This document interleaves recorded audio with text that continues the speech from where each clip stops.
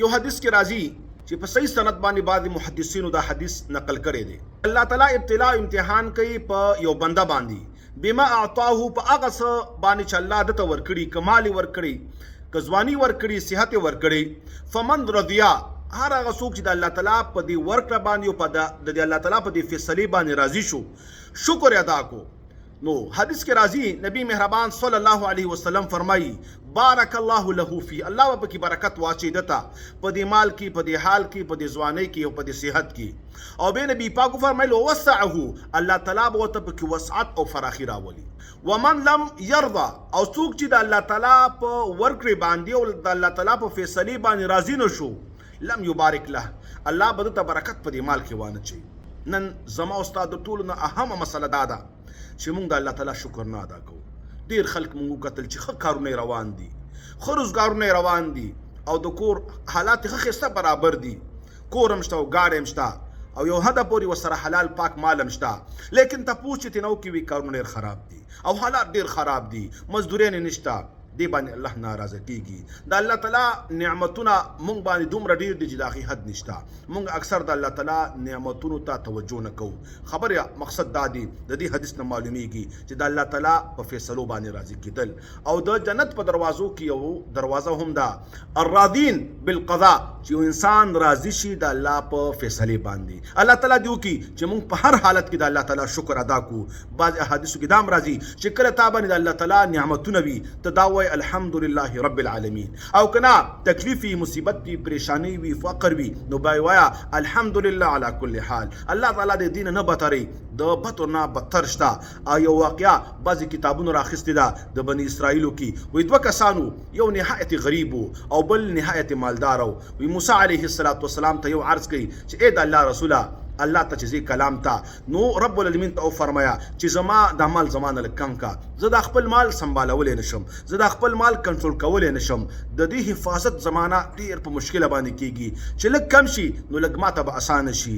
دویم باندې موسی علیه السلام تیرېده، وی هغه اواز وکړه موسی علیه السلام ته چې اے کلیم الله، اے هغه پیغمبره چې د الله سره خبرې کوي، چې د الله تعالی راز او ناس ته ځي او الله تعالی د سره خبرې کوي، نو زما یو عرض وکړه، زه ډېر غریب یم، ډېر فقیر یم، د اوسېدو دپاره کور نشته، څملاستلو او کېناستو دپاره څه چټایي او څه لاندې څه بندوبست نشته، د ګرمۍ نه، د یخنۍ نه، د نور او د باران نه د پټېدو دپاره څه چت نشته، بالکل د خاور باندې هر وخت کې پروت یم.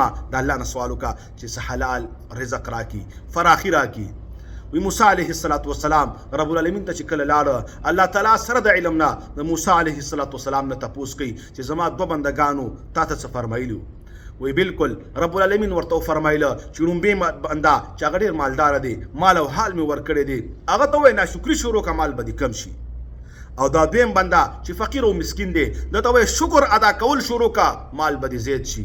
موسی علیه السلام واپس راځي، هغه یو ته وایي چې کوم مالدار دی او هغه سره قسمه قسم مالونه دي، وایي رب د طرف نه دا عرض دی چې ای بنده ناشکري شروع کړه، خپله به دې مال کم شي. هغه وایي زه څنګه ناشکري وکړم، ما باندې د الله احسان دی، فضل دی، مهرباني ده، زه به څنګه ناشکري کوم، دا خو ممکن نه ده. نو موسی علیه السلام ورته فرمیل چې بیا ستا مال کمیږي نه.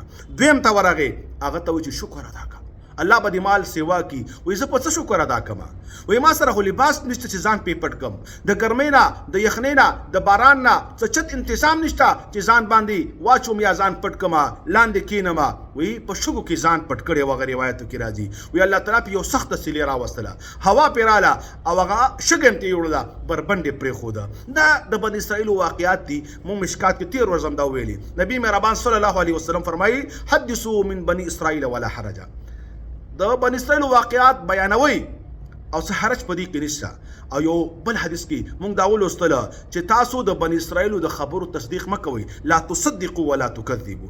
مختلف روایات د اسرائیلیاتو باره کې راغلي دي. دې کې علما یو محاکمه کوي، یو بیان کوي، او هغه دا چې کوم روایتونه زموږ دین سره موافق دي هغه ومنه، هغه د هغوی د دین یوه حصه ده. کوم چې مخالف دي هغې تیر شه، هغه ترک کا. او کوم چې د وعظ او نصیحت کیسې دي بس هغه بیانوي ای کې څه حرج نشته. نو دغه واقعات چې کوم بیانېږي بعضې علما په کتابونو کې رالي دا د دغې قسم نه د عبرت دپاره دي د نصیحت دپاره دي او دا د قرآن د آیاتونو تقریبا یو تفسیر او تشریح ده. الله تعالی فرمایي لئن شکرتم لازیدنکم که تاسو زما د نعمتونو شکر ادا کړئ زه به زیات کما ولئن کفرتم ان عذابي لشدید او که ناشکري کوئ نو زما عذاب سخت دی. او بل مقام کې رب العالمین فرمایي ما يفعل الله بعذابكم الله تعالی ستاسو په عذاب باندې څه کوي الله تعالی دې څه فایده ده لئن شکرتم که تاسو شکر ادا کړئ يفعل الله بعذابكم که الله تعالی ستاسو په عذاب باندې څه کوي که تاسو شکر ادا کوئ نو الله به عذاب نه درکوي. نو مقصد د خبرې دا دی چې هر وخت کې د الله تعالی شکر ادا کول او شکر د الله تعالی اوچت نعمت دی. نو دغه وجنه دغه حدیث چې کوم مونږ بیان کړ چې څه الله درکړي په دې باندې شکر او د الله رحم د الله نه غوښتل الله به دنیا او آخرت درته نصیب کړي. او که ناشکري کې یو ورځ باندې د بلې نه بدتره وي د هغه پښتانه وایي کنه ډېرې مال او بدې حاله هغه د هغه خلکو چې کوم ناشکري مالونه شته لیکن ناشکره وي او چا سره چې لږ مالي لیکن شکر ادا کوي الله تعالی ښه ژوند ورکوي. وصلی الله تعالی علی خیر خلقه محمد وعلى آله واصحابه اجمعین.